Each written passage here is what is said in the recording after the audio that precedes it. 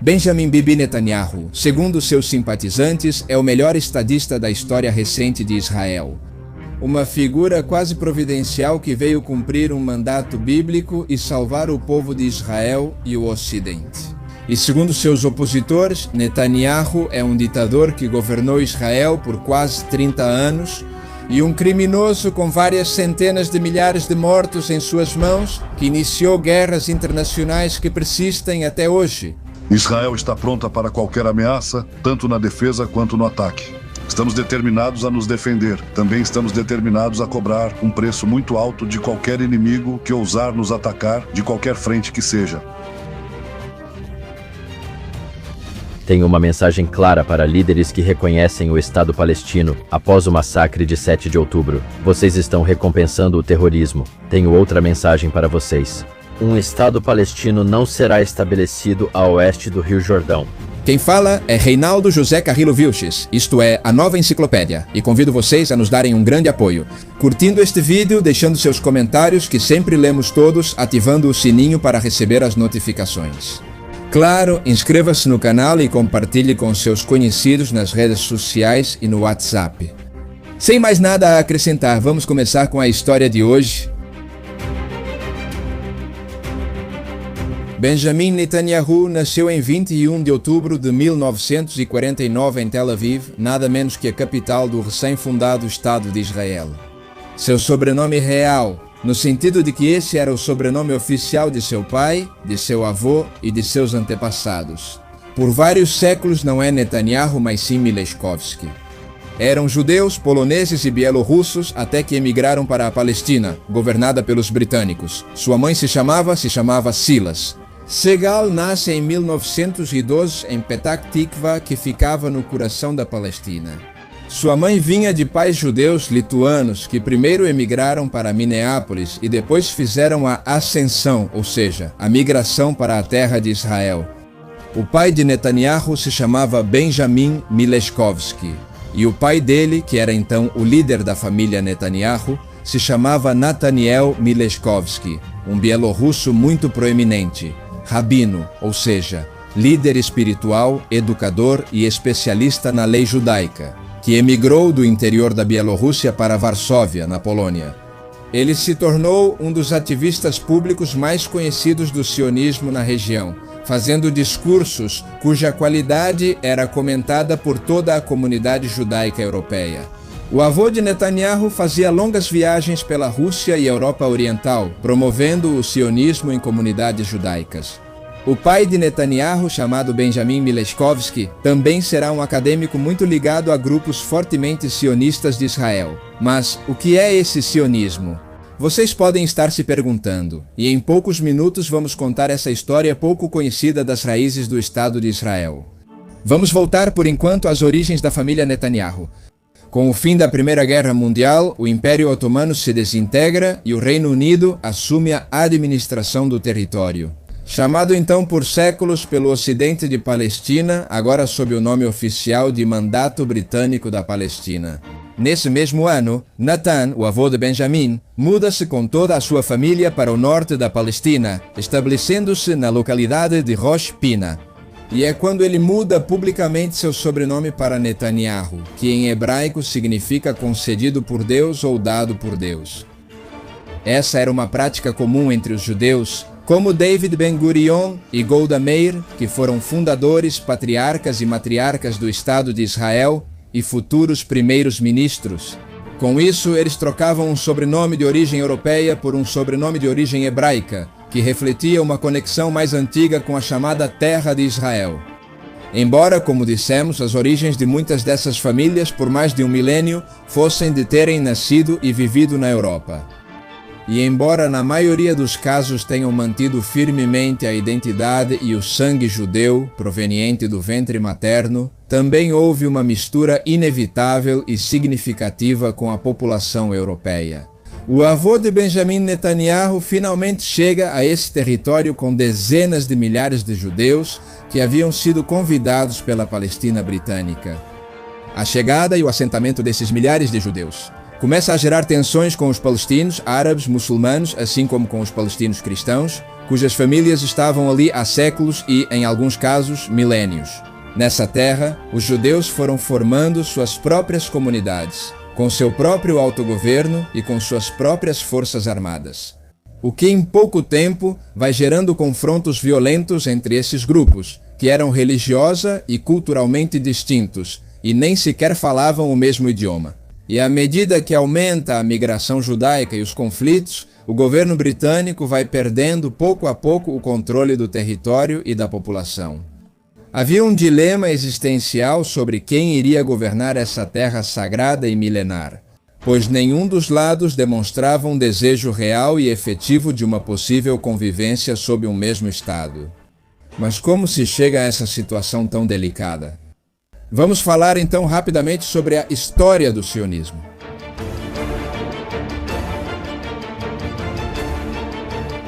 O sionismo nasce como um movimento político etnonacionalista na Europa do século XIX, que afirmava que os judeus, além de um grupo religioso, eram um grupo nacional, no sentido de que compartilhavam uma história comum, única, uma raça, uma cultura e uma língua. Por isso vale dizer que os sionistas promovem o uso do hebraico, que estava em grande parte abandonado até o século XIX, e segundo o sionismo, embora os judeus fossem um grupo nacional, assim como os britânicos, os russos ou os chineses, eram o único povo nacional a quem havia sido negado ter um Estado-nação próprio. Basicamente, desde a expulsão de muitos judeus de Roma e de Jerusalém pelos romanos no século I depois de Cristo. Portanto, segundo os sionistas, os judeus tinham o direito de ter um Estado-nação próprio para seu povo, no concerto das nações. Tendo o sionismo em sua origem uma espécie de guerra dos judeus contra Roma, uma guerra que, segundo Netanyahu, ainda persiste atualmente. E embora o sionismo tenha nascido como um movimento secular, ele vai ter, até hoje, um forte componente religioso. Desde o início, ele vai se sustentar nos relatos do Antigo Testamento e da Terra Prometida, e é nesses relatos religiosos que vai se basear.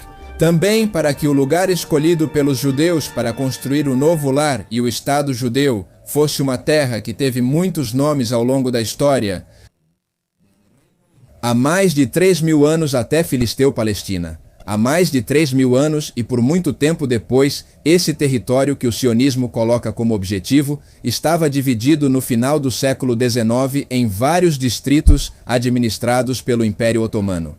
E por vários séculos, os palestinos muçulmanos, que eram a maioria, assim como os palestinos cristãos e os palestinos judeus, conviveram em grande parte de forma pacífica e com reconhecimento oficial nessa terra que fazia parte do Império Otomano. Mas quando o bloco dos otomanos perde a Primeira Guerra Mundial, esse território e seu novo nome oficial, que vai se manter até a fundação do Estado de Israel, passa a ser o Mandato Britânico da Palestina. Por sua vez, desde o final do século XIX, os judeus haviam começado a realizar o Aliyah. Como dissemos, a Aliyah em hebraico, que são as migrações em massa realizadas por judeus para a chamada Terra Prometida. Com motivações espirituais e nacionais, essa migração judaica aumenta, principalmente desde que a Palestina está sob controle britânico desde 1919, especialmente com a famosa Declaração de Balfour de 1917, onde a coroa britânica reconhecia o barão. Lionel Rothschild, líder da comunidade judaica e sionista na Grã-Bretanha. O apoio aberto e oficial da coroa à criação de um Estado judeu na Palestina. Dizer que, assim como se fala em migração judaica para a Palestina, também se pode falar em colonização ou em conquista. Os grupos judeus que no início vinham para esta terra eram principalmente da Europa Oriental. Iam formar assentamentos próprios na Palestina britânica, que tinha 95% da população composta por palestinos árabes, cuja maioria se opunha a essas novas colônias judaicas que estavam sendo formadas. Os novos assentamentos judaicos se formam como comunidades autossegregadas, que desenvolvem sua própria economia, suas próprias normas, e até mesmo seus próprios grupos armados ou paramilitares, que seriam a semente das futuras forças de defesa de Israel. E desde então o sionismo vai abrigar movimentos que iam desde grupos que acreditavam em uma colonização pacífica e diplomática, até outros que acreditavam abertamente na aniquilação e expulsão de todos os árabes da Palestina. Então agora vamos voltar aos 40 anos de tensão vividos tanto pelo avô quanto pelo pai de Bibi Netanyahu. Quando, após o fim da Segunda Guerra Mundial, em 1945, aumentam os confrontos e as disputas sobre qual grupo iria governar o que ainda era chamado de Mandato Britânico da Palestina. À medida que o conflito aumentava, em 1947 foi apresentado na Organização das Nações Unidas o chamado Plano de Partilha da Palestina, no qual era atribuído aos judeus e palestinos uma porção de terra equivalente para que formassem ali um Estado e um governo próprios. No entanto, esse plano foi rejeitado por ambas as partes, e diante da crescente retirada das tropas britânicas, acaba estourando a chamada Guerra Civil de 1947, quando judeus e palestinos convocam a luta armada. E em meio a esses confrontos, os britânicos acabam abandonando definitivamente o mandato britânico da Palestina em 14 de maio de 1948. Nesse mesmo dia, a comunidade judaica, organizada na então chamada Agência Judaica, proclama oficialmente o chamado Estado de Israel. Este é o dia que é comemorado como o Dia da Independência de Israel. E uma vez proclamado, é assim desde o início. Reconhecido e apoiado por nações como os Estados Unidos e a União Soviética e por importantes potências econômicas e políticas de vários países do mundo. O conflito vai se expandir e a guerra passará a ser chamada de Árabe-Israelense, e essa guerra terminará em 20 de julho do ano seguinte. Em 1949, com a vitória dos israelenses sobre os palestinos e sobre os estados árabes vizinhos. E com isso, os judeus anexam mais território do que lhes havia sido atribuído inicialmente, no acordo do Plano de Partilha da ONU, deslocando centenas de famílias palestinas e passando a dominar cerca de 78% do território do que antes era oficialmente o Mandato da Palestina e hoje é oficialmente o Estado de Israel. Durante esses anos, que são bíblicos, segundo alguns, é que nasce Benjamin Netanyahu, influenciado por seu avô e por seu pai, que naquela época era um notável acadêmico e pesquisador sobre a história do povo judeu. Desde pequeno, Benjamin Netanyahu vai desenvolver uma fidelidade irrestrita àquela terra que considerava como sua e vai levantar, desde muito jovem, a bandeira do sionismo.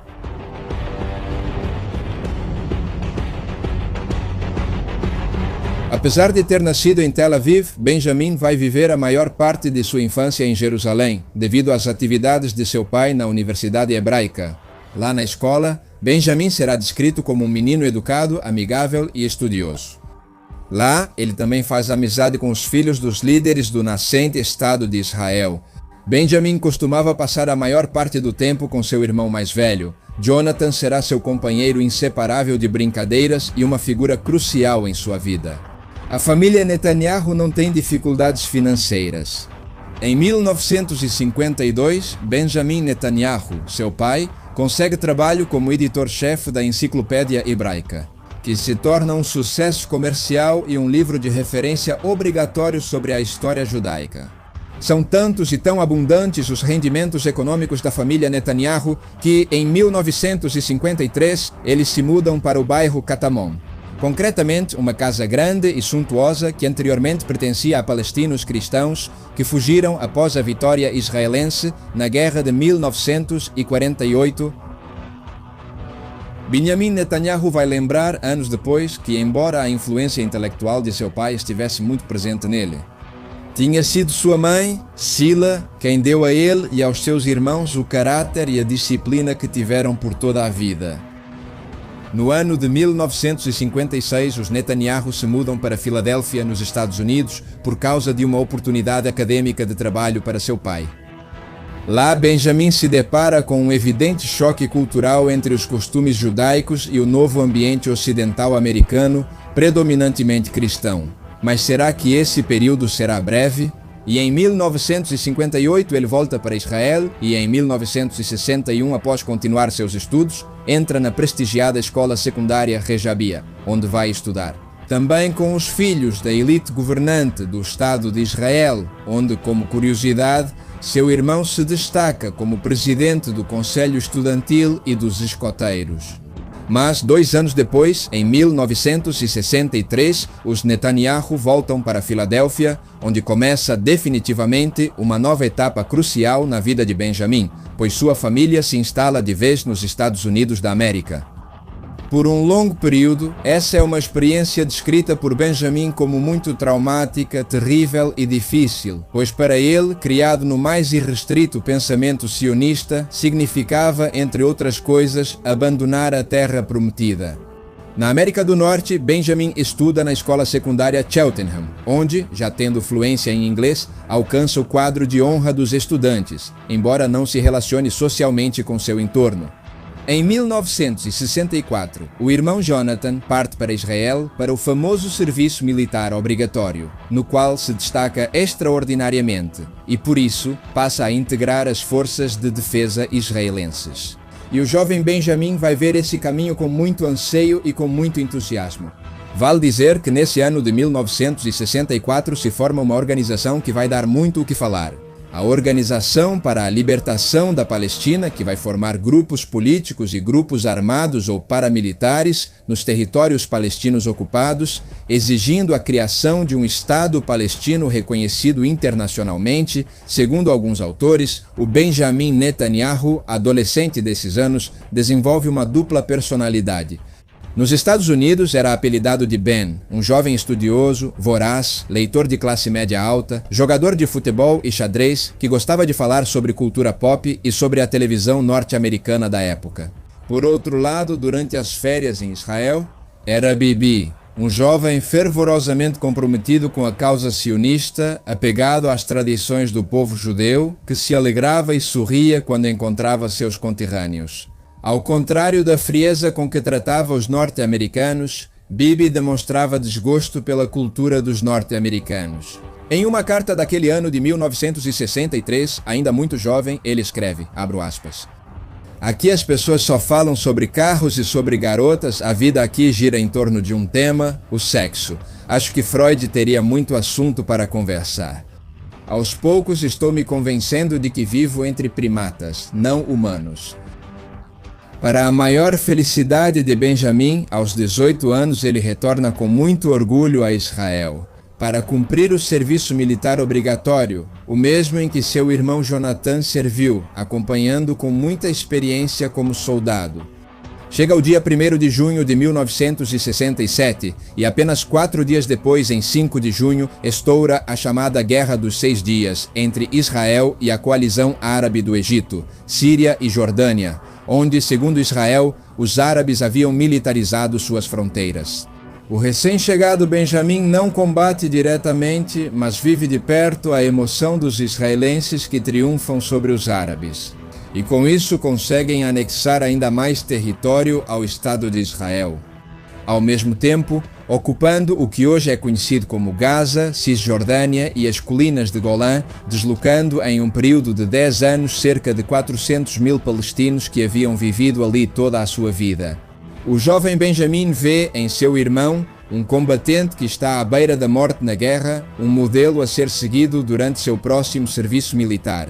Assim, em agosto, com notável aptidão física, jovem e imponente, 1,80 metros de altura, Benjamin é selecionado como candidato para a unidade de elite. Sayeret Matkal, especializada em operações de contra-terrorismo, espionagem e contra-inteligência militar, com uma trajetória prestigiosa. Até hoje, as condições para fazer parte dessa unidade eram das mais rigorosas, com 7 meses de treinamento em artilharia, paraquedismo, contra-terrorismo, navegação e uma prova final, que era uma caminhada de 120 km em 24 horas. Nesses episódios, Benjamin lembra ter visitado locais de grande significado histórico e religioso, como o Monte Siló, que era a capital espiritual dos judeus antes da construção do templo em Jerusalém, e a fortaleza de Beitar, onde ocorreu um dos principais momentos da revolta judaica contra os romanos. Quando visitou esses lugares, Benjamin escreve que lembra disso como algo que sentíamos e não precisava ser expresso em palavras. Tínhamos retornado por todas as gerações do povo judeu que ousaram sonhar desde as profundezas da humilhação e da perseguição que voltaríamos a esta terra. Esta era uma das demonstrações mais claras da visão que, desde o seu nascimento até hoje, Benjamin Netanyahu havia mantido sobre essa terra, a terra que foi prometida ao seu povo há mais de 3.000 anos e pela qual estava disposto a dar a vida em nome de defender essa propriedade. Segundo eles, histórica como consequência da Guerra dos 6 Dias, vem a chamada Guerra de Desgaste, com combates entre Israel, Egito, Jordânia e a Organização para a Libertação da Palestina. Desta vez, Netanyahu participa como líder em várias operações militares transfronteiriças de alto calibre, onde também tem seu batismo de fogo, e em operações que tinham como objetivo, por exemplo, o resgate de reféns judeus dentro de um avião. Os agentes israelenses, liderados por Netanyahu, conseguem cumprir sua missão, abatem ainda 2 dos sequestradores e o próprio Netanyahu acaba ferido por um tiro. Devido a esse ferimento, Bibi Netanyahu, em 1972, é dispensado do exército e decide voltar para os Estados Unidos com sua namorada. Lá, ele se matricula na Escola de Arquitetura e Planejamento do famoso Instituto de Tecnologia de Massachusetts, mas esse curso não chamava em nada sua atenção, e ele logo percebe isso. Um ano após o início da Guerra do Yom Kippur, Benjamin sente até uma espécie de alegria, com o chamado para voltar a lutar por sua terra prometida. A Guerra do Ramadã, ou Guerra do Yom Kippur, dependendo de quem a nomeia, colocou uma coalizão de países árabes liderada pelo Egito e pela Síria contra Israel, após um ataque surpresa aos israelenses. A guerra vai terminar com uma vitória humilhante de Israel sobre os árabes. Uma vitória que vai consolidar a posição de Israel naquela terra, no Oriente Médio, assim como garantir novas terras para si. E embora, a longo prazo, eles devolvam o Sinai ao Egito, isso vai acontecer em troca de o Egito ser o primeiro país árabe da história a reconhecer o Estado soberano de Israel. E vale dizer que a participação e as ações de Netanyahu em operações especiais militares durante a Guerra do Yom Kippur continuam sendo até hoje segredo classificado do Estado de Israel, e um assunto sobre o qual Netanyahu e o governo israelense se recusaram a falar em público. Terminada a guerra, ainda em 1973, Netanyahu retorna aos Estados Unidos para continuar com o que ele considerava uma carreira entediante. Ainda assim, ele se forma em 3 anos e começa a cursar um doutorado, agora sim, em um tema que era de bastante interesse para ele, um doutorado em ciências políticas. Agora, pouco depois disso, um fato vai marcar a vida de Bibi, pois seu irmão mais velho, considerado um herói de guerra, não só por Bibi, mas pelo povo israelense, morre com um tiro. Em uma operação de resgate de reféns judeus, Yonatan Netanyahu se torna um mártir de Israel. E por causa disso, seu irmão mais novo, que também tinha um histórico promissor, começa a atrair mais atenção da mídia. Mas ainda não era o seu momento de brilhar. Depois de passar pelo luto de seu irmão Bibi, nos Estados Unidos, começa a trabalhar como consultor em uma empresa de consultoria global. Nessa empresa, Bibi se torna um grande amigo de ninguém menos que Mitt Romney, que mais tarde se tornaria um político americano muito influente. Ele também se torna amigo de um importante assessor de Bill Clinton, chamado Ira Magaziner, que é o homem que insiste para vários líderes israelenses de alto escalão que prestem atenção naquele jovem de 28 anos com experiência militar, bom discurso e aparência impecável.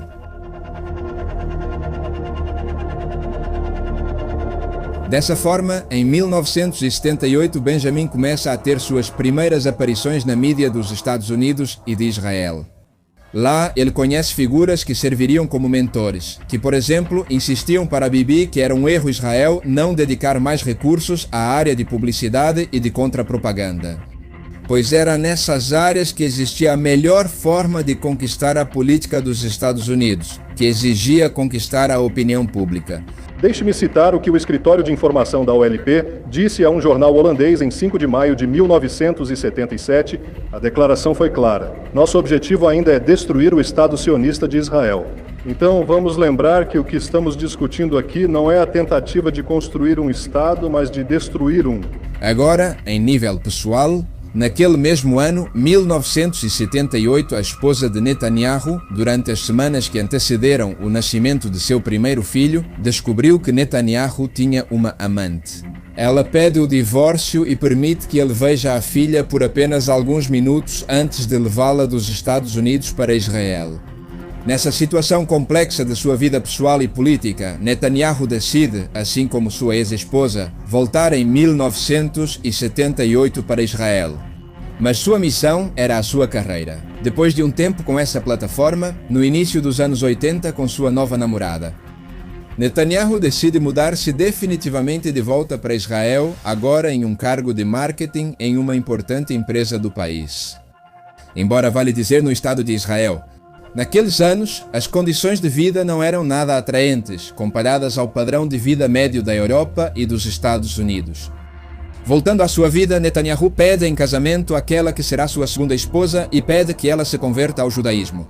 De qualquer forma, o destino vai enviá-lo novamente aos Estados Unidos da América, quando um colega próximo seu é nomeado embaixador de Israel nos Estados Unidos. E pede a Netanyahu que seja seu primeiro assistente lá em Washington, lugar onde Bibi vai aprendendo, nos próprios corredores da Casa Branca e em todo tipo de outros espaços, sobre a arte da política, o chamado Likud, no qual ele fará carreira por toda a sua vida.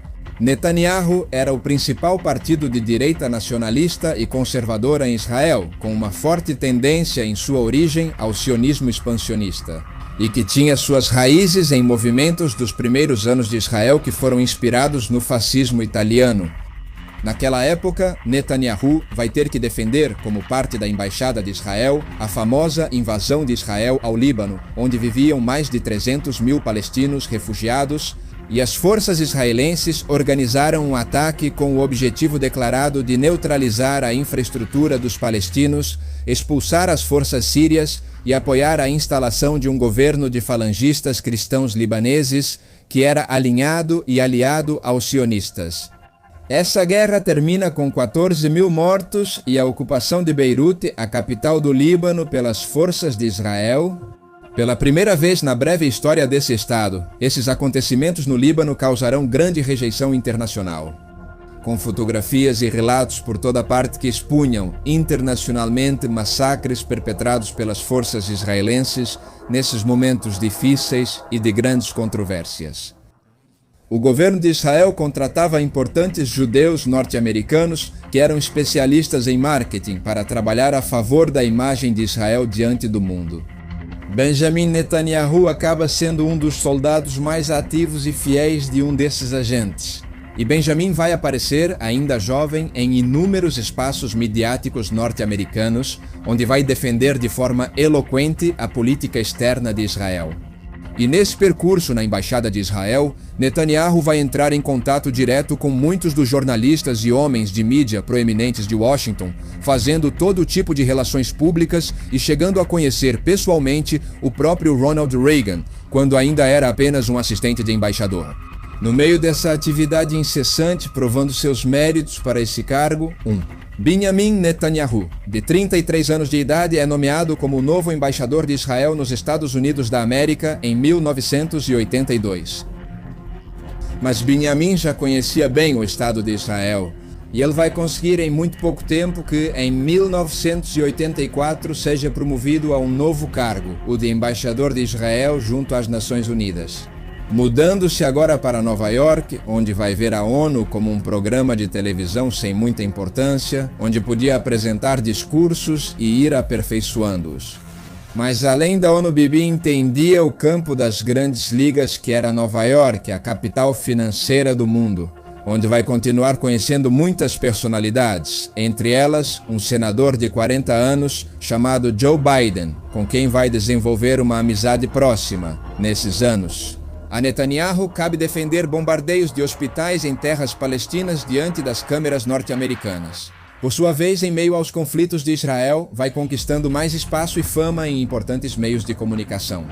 Nesse ambiente, também lhe apresentam a um magnata de origem alemã chamado Freddie Trump, o pai do futuro presidente Donald Trump. Lá ele também conhece a influente comunidade judaica ortodoxa dos Estados Unidos. e é um dos rabinos mais poderosos e influentes da elite americana e mundial, o rabino Menahem Mendel Schneerson, que durante uma cerimônia religiosa diz a Netanyahu que via nele uma missão divina na terra, assim como um caminho sombrio pela frente. Desde 1980 em diante, explode a chamada Primeira Intifada, uma revolta dos palestinos, principalmente nos territórios que Israel havia ocupado, desde a Guerra dos 6 Dias de 1967. E nesses amplos debates internacionais que aconteciam sobre as intifadas, Netanyahu ganha ainda mais fama na mídia nos Estados Unidos e em Israel. Vale dizer que desde 1984 é fundado o famoso grupo Hamas, que vai dar muito o que falar. Um novo grupo político e paramilitar palestino que vai disputar a liderança da causa palestina com a UP de Yasser Arafat. Curiosamente, em seus primórdios, o Hamas vai ser secretamente financiado e apoiado por Israel e pelos Estados Unidos. Agora, no ano seguinte, em 1988, Netanyahu decide se envolver totalmente na arena política. Nada mais de diplomacia, nada mais de apenas lidar com a mídia. Será que ele se envolveria no calor do conflito? Então ele se muda para Israel e se inscreve no partido Likud. Mas além de sua trajetória, que parecia mais do que promissora em sua primeira eleição primária interna do partido, ele fica em 5º lugar. E ele teve que se contentar com a formação de um novo governo, com um cargo de vice-ministro que era muito pouco atraente para ele, mas continuava focado na política. E durante esses anos, talvez por sua constante ausência, sua esposa, sua segunda esposa, acaba o deixando, pedindo o divórcio e ainda o processa. Mas Bibi segue seu caminho. E em plena Guerra do Golfo, quando os mísseis de Saddam Hussein caíam sobre Tel Aviv, Netanyahu se baseia nesses fatos para alimentar a narrativa de severidade contra o chamado terrorismo e contra a frouxidão de diversos setores políticos de Israel. Nesses espaços de promoção midiática muito bem planejados por quem já havia trabalhado em marketing, entre outras áreas, acontecem momentos como quando, durante uma entrevista de Netanyahu à CNN, soam os alarmes antimísseis de Tel Aviv. Mas em vez de se proteger, Netanyahu exige à jornalista que continue a entrevista. Com as máscaras de gás colocadas naqueles dias finais de guerra, Netanyahu se casa pela 3ª vez com uma jovem comissária de bordo de 29 anos e pouco depois consegue dar à luz ao que seria o primeiro filho primogênito de Netanyahu, chamado Yair Netanyahu.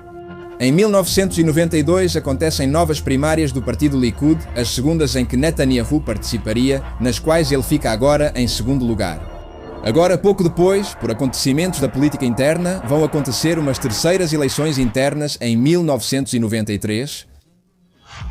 E nesse envolvente dinamismo político, Benjamin vai viver seu primeiro escândalo público, quando sua esposa recebe uma ligação ameaçando que, se Benjamin não se retirasse de sua candidatura presidencial, no prazo de uma semana iriam publicar um vídeo de Benjamin Netanyahu tendo relações sexuais com uma suposta amante.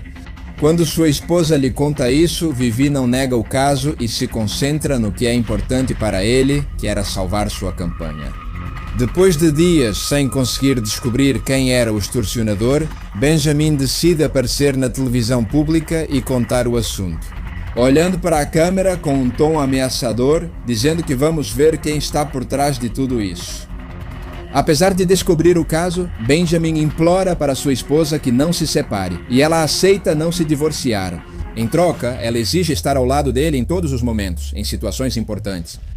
E paralelamente a essas controvérsias políticas e midiáticas, estavam acontecendo os famosos Acordos de Oslo, mediados por Bill Clinton com Yasser Arafat, o líder da Organização para a Libertação da Palestina e o primeiro-ministro de Israel.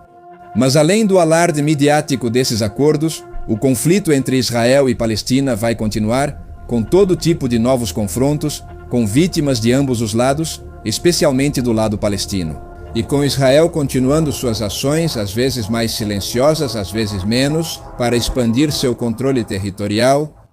Em meio a esses acordos que geravam grande debate em Israel e em meio a esses conflitos, Netanyahu denunciava o governo de Israel como fraco e morno e buscava se posicionar como o rosto de uma linha mais dura e mais radical sobre o conflito palestino e o Estado de Israel.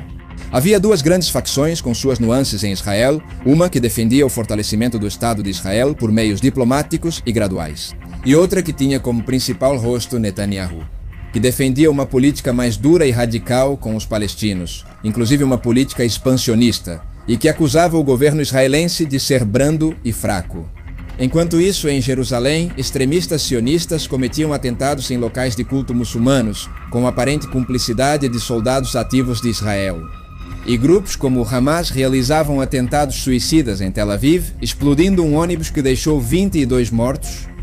Na cena do crime haviam se passado apenas 7 minutos e Benjamin Netanyahu apareceu denunciando a incompetência do governo israelense. Em 1995 também foram assinados os controversos acordos de Osama-Oslo II, uma continuação dos anteriores que estipulavam: e a retirada das forças de Israel das cidades palestinas como Gaza, Jericó e outras 450 aldeias palestinas. E Netanyahu se torna um dos principais críticos desses acordos, apontando que seriam prejudiciais para a segurança e para a própria existência do Estado de Israel. A retirada das tropas de Israel desses acordos. Os territórios palestinos também serão parcialmente devolvidos, pois continuarão sob rigorosa vigilância israelense, com capacidade de intervir quando necessário.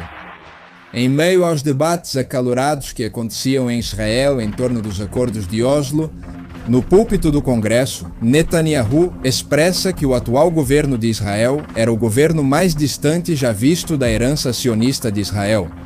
O primeiro-ministro entre os parlamentares grita para Netanyahu: "Você quer que voltemos para Gaza, Gaza?" Ao que Netanyahu responde: "Não quero que voltemos para Gaza, você já trouxe Gaza para todo Israel."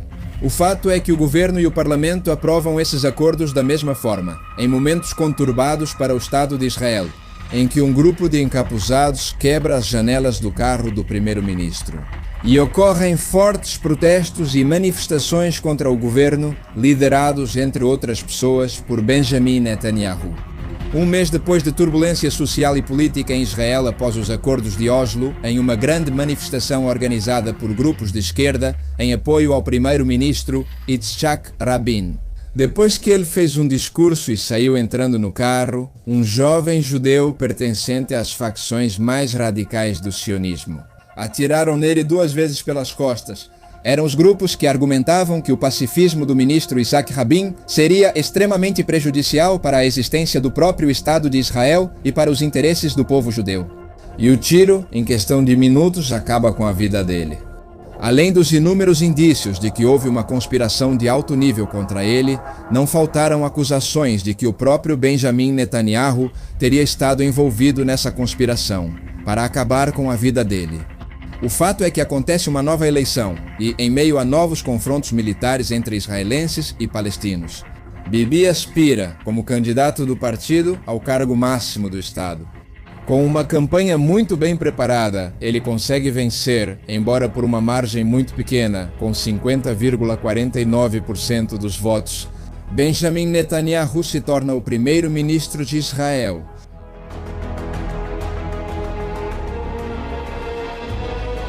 Assim começava, em 1996, um mandato que, com suas breves pausas, se manteve até hoje. Um mandato que alguns chegaram a classificar até mesmo como um mandato providencial para o povo escolhido e para salvar o Ocidente. Enquanto outros o apontaram como uma das ditaduras mais sanguinárias do mundo nas últimas décadas. Havia esforços para dividir esta cidade por aqueles que diziam que a paz pode vir da divisão, que pode ser assegurada através de múltiplas soberanias, múltiplas leis, múltiplas forças policiais. Essa é uma suposição inalcançável e perigosa, e me obriga a declarar hoje que nunca haverá outra divisão de Jerusalém. Nunca.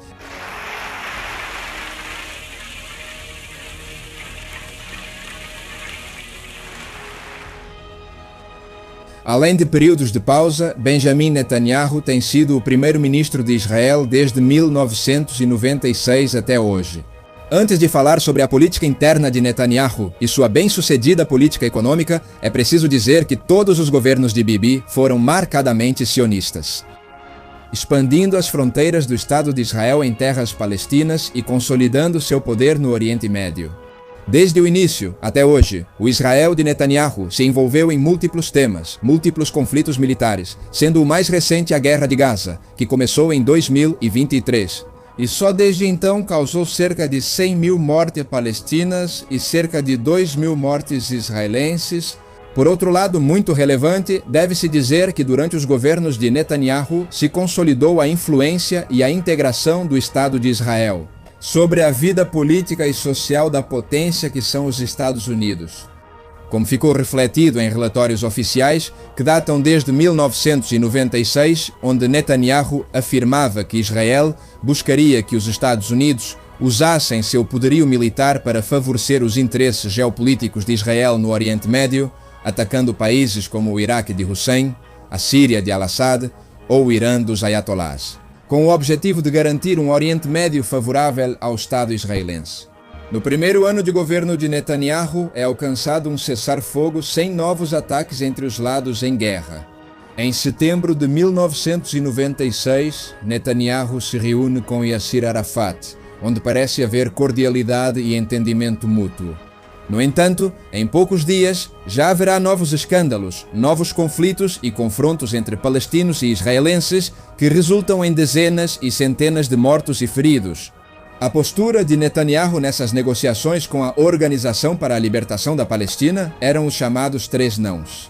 Ou seja, não haverá retirada das colinas de Golã, não haverá discussão sobre a questão de Jerusalém e não haverá negociações com pré-condições impostas no meio dessas conversas.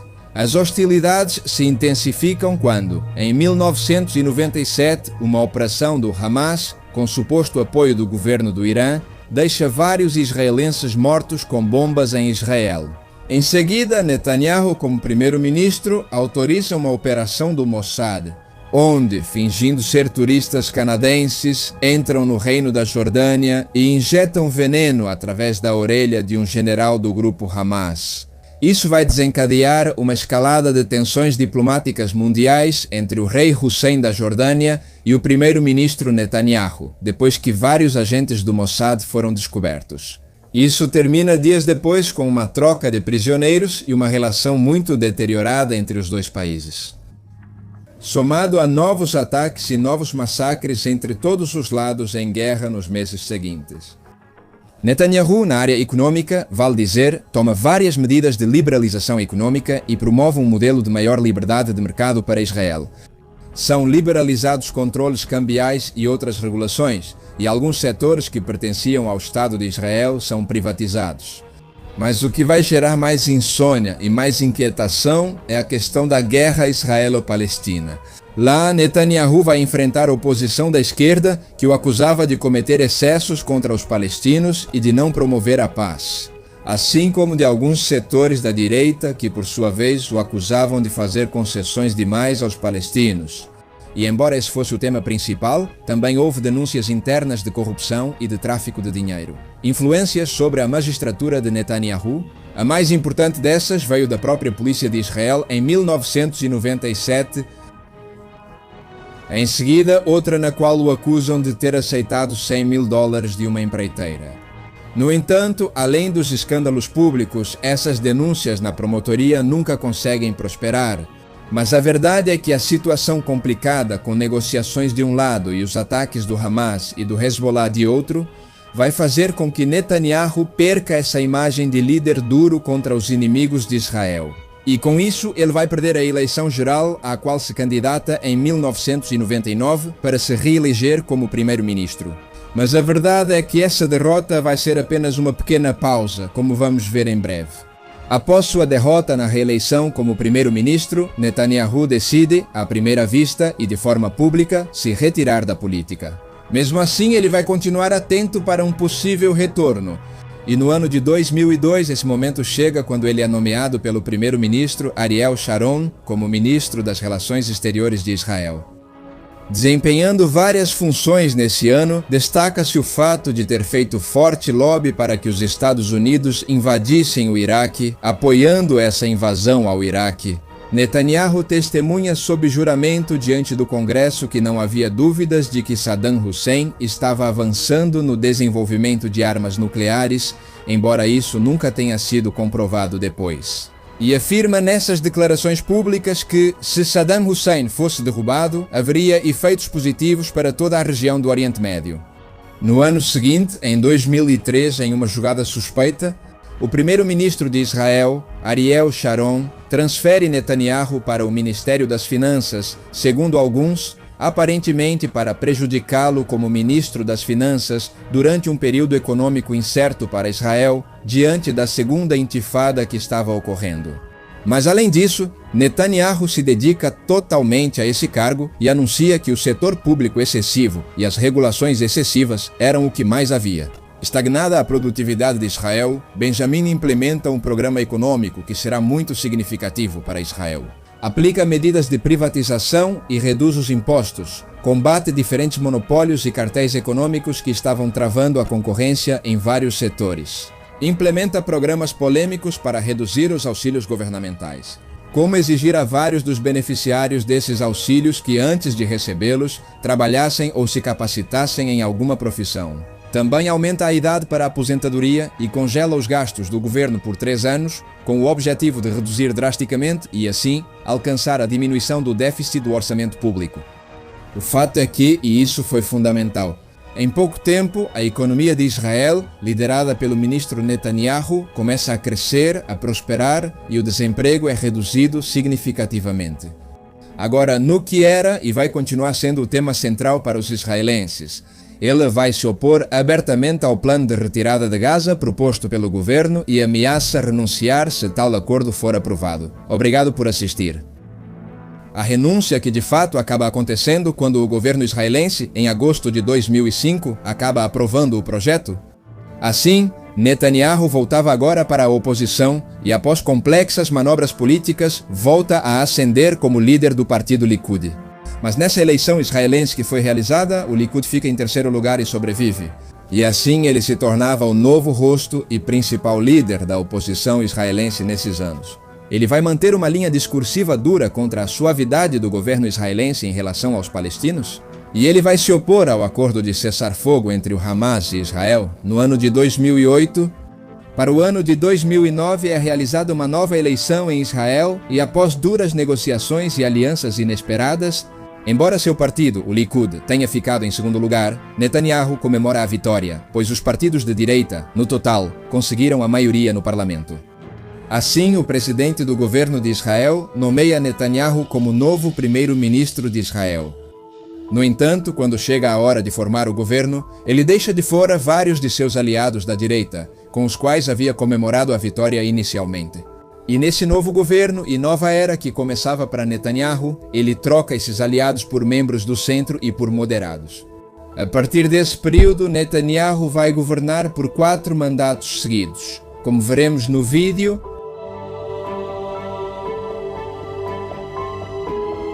Netanyahu será primeiro-ministro de Israel pelos próximos 12 anos.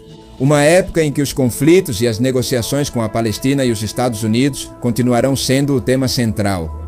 Agora lidando com o presidente Barack Obama e com sua secretária de Estado, Hillary Clinton, que em algumas ocasiões se mostravam muito a favor do sionismo e do Estado de Israel e em outras ocasiões se mostravam mais a favor da Palestina. De fato, durante o governo de Barack Obama, haverá uma redução da influência do lobby do governo de Israel dentro dos Estados Unidos, nessas negociações complexas. Nesses anos, Netanyahu afirmou de forma categórica que só aceitariam um Estado palestino se o mesmo não tivesse exército. Se Jerusalém permanecesse como a capital unida de Israel e se os palestinos renunciassem ao chamado direito de retorno às suas próprias terras. Embora essas exigências e condições fossem quase impossíveis, era a primeira vez na história que Netanyahu e o primeiro-ministro de Israel declaravam oficialmente apoio à criação de um Estado palestino. Ainda assim, com essas condições, a resposta da autoridade palestina e de outras nações árabes e grupos como o Hamas foi uma contundente rejeição. Os assentamentos judaicos vão continuar sendo construídos e expandidos em terras palestinas nesses primeiros anos do mandato de Netanyahu. E além das supostas vitórias que os Estados Unidos vendiam como mediadores, de ter convencido Israel a parar a construção desses novos assentamentos judaicos em terras sem delimitação, a verdade é que, concretamente, a maioria dos assentamentos continuou se expandindo durante esses anos, com Netanyahu parando apenas uma pequena parte desses novos assentamentos, quase que simbolicamente. Questão que causa a irritação e as declarações públicas de vários líderes norte-americanos, mas no final das contas não passaram de declarações. Por sua vez, as tensões e os conflitos com o Irã nesses primeiros anos como primeiro-ministro foram particularmente intensos. O presidente Mahmoud Ahmadinejad entrou em fortes controvérsias com Netanyahu, chegando até mesmo a questionar o Holocausto judaico. Um conflito geopolítico entre Irã e Israel que continua até hoje. Nesses anos, por volta de 2010, ganhava força no mundo a ideia da solução dos dois estados para a questão do conflito entre Israel e Palestina, e as mediações dos Estados Unidos sob a administração Obama iam nessa direção. Mas essas negociações novamente não chegam a lugar nenhum. Netanyahu decide que Israel termine com a trégua de não construir novos assentamentos judeus em terras palestinas. E são retomados com o dobro de esforço os projetos de expansão israelense na Cisjordânia e no leste de Jerusalém. Novamente, isso não causa mais do que protestos de ministros norte-americanos e de outros líderes mundiais em relação a assuntos internos. É interessante ressaltar que já em 2012 em Israel, a internet de fibra óptica de alta velocidade estava sendo implementada de forma geral.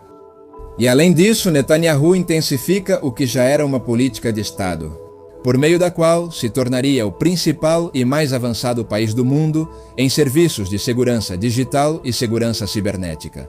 Como, de fato, eles vêm conseguindo nesses anos sob o comando de Netanyahu, sendo hoje uma nação com grande influência no mundo em relação aos seus sistemas de informática. Já se aproximando do final deste período de mandato para o ano de 2013, Netanyahu consegue uma aliança formal com o outro maior partido do governo, o segundo mandato consecutivo desde o ano de 2009, formando assim o 33º governo na história do Estado de Israel. Neste novo período, Netanyahu vai continuar uma política forte e gradualmente expansionista em relação à Palestina, ao mesmo tempo em que vai seguir com o processo de liberalização da economia de Israel. Um processo que agora também implicou a aplicação de regulações contra a formação de monopólios, com o objetivo de estimular ainda mais a concorrência no ano seguinte, 2014, Netanyahu vê com preocupação que o Hamas e a autoridade palestina haviam formado um governo de unidade nacional. Assim, diante dessa realidade e acusando o Hamas de ter sequestrado e matado 3 israelenses, Netanyahu lança uma grande operação militar e policial, prendendo e bombardeando vários pontos estratégicos da Palestina. Essa operação foi o fim definitivo do cessar-fogo que havia sido acordado anteriormente entre israelenses e palestinos, com a esperança de alcançar novos acordos sob a administração de Obama. Assim, uma nova escalada de violência e confrontos entre grupos palestinos e israelenses é gerada. Da mesma forma, os esforços israelenses para a expansão de assentamentos judeus nessas terras são redobrados. Essa nova escalada de violência entre Netanyahu e os grupos palestinos vai fazer com que as relações entre a Casa Branca de Obama e o Israel de Netanyahu atinjam os piores níveis vistos em muito tempo entre os dois países. Ainda assim, além do governo oficial de Obama, a relação entre a elite política americana de todos os lados e a elite política e econômica de Israel se tornava cada vez mais estreita, mais integrada e mais dependente uma da outra. Eram anos dinâmicos e conflituosos. E com uma nova eleição para primeiro-ministro se aproximando em Israel, Netanyahu volta a mudar e endurecer seu discurso sobre a questão palestina, retirando o apoio que havia manifestado antes à criação de um Estado palestino, afirmando agora que durante seu mandato como primeiro-ministro não seria estabelecido um Estado palestino e que dar um Estado à Palestina seria dar espaço e território para que grupos terroristas radicais operassem contra Israel. Com esse discurso e com o conflito mais complicado do que nunca, em março de 2015, Netanyahu é reeleito para um terceiro mandato consecutivo como primeiro-ministro de Israel.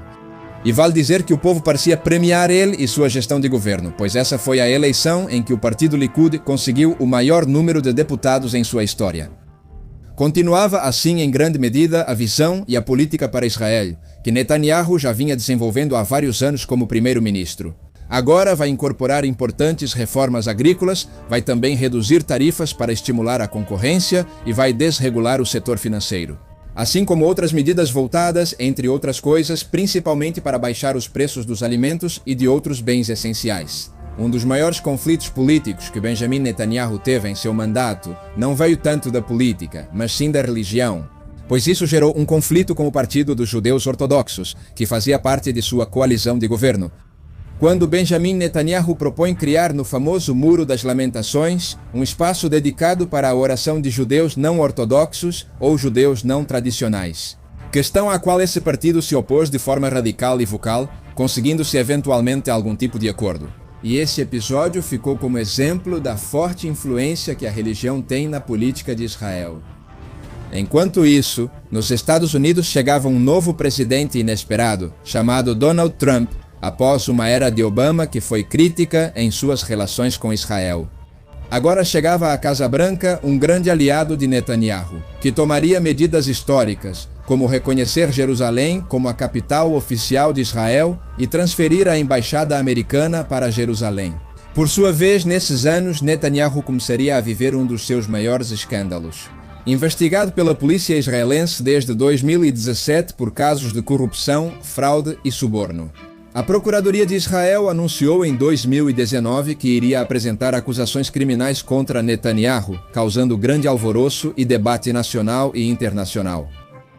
Embora o julgamento criminal só vá começar em meados de 2020 e continue em andamento até hoje. Ainda assim, mesmo com essa nova frente de batalha aberta, Netanyahu vai continuar firme em seu cargo. E consegue ser reeleito para um quinto mandato como primeiro-ministro de Israel em maio de 2020, que seria seu quarto mandato consecutivo. Mas em meio ao escândalo pelo julgamento criminal e a situação da Covid em Israel e no mundo, explode em Tel Aviv e em todo o país uma onda de protestos e manifestações contra Benjamin Netanyahu. Um movimento civil massivo que ele conseguiu reduzir e neutralizar pouco a pouco, usando como desculpa as medidas da Covid e, por outro lado, com repressão policial.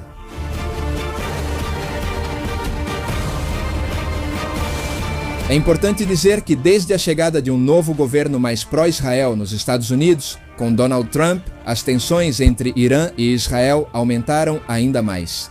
Por sua vez, em outra frente de batalha no ano de 2021, o Hamas lança uma ofensiva surpresa de mísseis a partir de Gaza contra Israel. Em resposta, Netanyahu ordena uma operação que dura 11 dias na faixa de Gaza e deixa centenas de mortos em ambos os lados. Mas essa operação militar, embora muitos israelenses a vissem como necessária, é um dos últimos flancos de batalha que fazem com que Netanyahu não consiga mais se manter no poder. E no parlamento israelense consegue-se formar uma coalizão de oposição grande o suficiente para remover Netanyahu do cargo de primeiro-ministro. Em junho de 2021, encerrando seu reinado de 22 anos, pelo menos por enquanto. E é que o cargo de líder da oposição vai durar para Netanyahu apenas um ano, quando o partido Likud, que continuava sendo o maior partido de Israel, consegue que seu candidato, novamente Netanyahu, seja eleito pela sexta vez em sua vida como primeiro-ministro de Israel, iniciando um novo mandato em dezembro de 2022. Neste mandato, Netanyahu vai começar impulsionando uma reforma substancial de todo o Estado de Israel e de seus poderes públicos. Uma reforma que alguns viam como uma ameaça à democracia israelense. Ao mesmo tempo, Netanyahu vai intensificar uma forte política de novos assentamentos judeus na Cisjordânia e em Gaza. E vai formalizar oficialmente a anexação de novos territórios ocupados ao Estado de Israel. Uma ação que não vai ficar sem resposta, de modo que, como reação a essa política expansionista de Israel, em outubro do ano de 2023, se inicia um dos períodos mais delicados entre Israel e Palestina. Até hoje, quando grupos do Hamas e pró-Palestina realizam um ataque surpresa no sul de Israel, na faixa de Gaza, tanto com mísseis e bombas, quanto com incursões de soldados palestinos em território israelense. Uma operação palestina que, em menos de 2 dias de confrontos e ataques com as forças de Israel, vai deixar mais de 1.000 israelenses mortos e mais de 1.000 palestinos mortos. Esse dia foi chamado por alguns israelenses como o dia mais sangrento da história de Israel e dos judeus desde os tempos do Holocausto. E em resposta a esse ataque, o primeiro-ministro de Israel, Benjamin Netanyahu, declara guerra contra o Hamas e os palestinos, dizendo que qualquer lugar onde o Hamas estivesse se organizando ou se escondendo seria transformado em uma cidade em ruínas. Vale dizer que foi mais do que suspeita e controversa a maneira como a inteligência israelense teria permitido que os palestinos realizassem esse ataque em Israel, com tanta facilidade. E nesse novo período de guerra entre Israel e Palestina, centenas de milhares de israelenses pedem a renúncia de Netanyahu, que em meio a essas tensões. Alguns dias depois, no Twitter, ele culpa o chefe de segurança de Israel por ter permitido esses incidentes, para depois apagar o comentário dias depois. E vale dizer que após esse ataque, a oposição a um Estado palestino, tanto na sociedade israelense quanto no governo israelense, voltou a ser a voz predominante. O fato é que depois disso, as forças de defesa de Israel invadem e ocupam novamente a faixa de Gaza. Eles fazem isso de forma violenta e, como disse Netanyahu, pelo tempo que for necessário. E nas palavras dele mesmo, as vítimas civis palestinas são danos colaterais dessa guerra de Gaza que começa no ano de 2023. Não se vivia uma era tão violenta e conflituosa entre ambos os lados desse nível desde a Guerra Árabe-Israelense de 1948, com mais de 100 mil mortos nos últimos 2 anos, em meio a todos os danos e conflitos gerados por essa guerra. O Estado da África do Sul, apoiado por outros países, acusa perante a Corte Internacional de Justiça Benjamin Netanyahu por ser responsável, segundo eles, por ter cometido um genocídio em Gaza. E como consequência desse julgamento, a Corte Internacional vai emitir uma ordem de prisão para Benjamin Netanyahu por crimes de guerra e crimes contra a humanidade. E nesse mesmo mês, em meio à guerra israelo-palestina, Benjamin Netanyahu vai demitir o ministro da Defesa. E isso vai gerar outra grande onda de protestos em Israel contra ele. Para janeiro do ano de 2025, é alcançado um cessar-fogo entre palestinos e israelenses. Mas em março desse mesmo ano, Israel vai lançar outro ataque surpresa contra grupos palestinos na faixa de Gaza. Uma das declarações que Netanyahu faz durante esses meses é que a destruição de casas em Gaza obrigaria a migração forçada dos palestinos. Como já tínhamos dito desde a chegada de Trump ao poder, as tensões entre Irã e Israel estavam aumentando cada dia mais.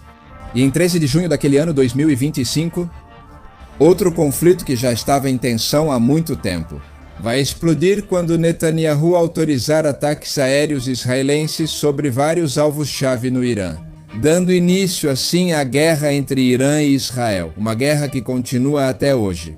Por sua vez, é importante ressaltar que, devido a esse novo conflito, começou a oposição a um Estado palestino entre os israelenses. Ela volta a ser a voz predominante.